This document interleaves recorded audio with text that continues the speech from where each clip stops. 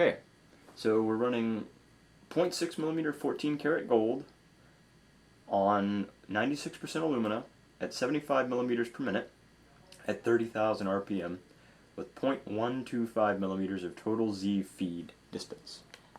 So I'm going to start the real camera recording. I'm going to start our thermal camera recording. I've changed the temperature grade and I've zoomed in on the thermal camera to try and get a better view of what's going on.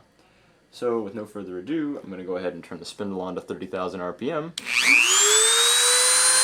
going to spin until I contact the surface.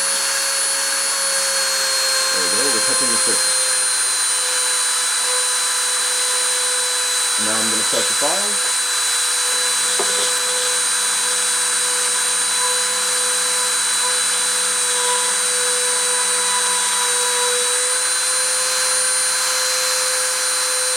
Turn the spindle off, turn the video off.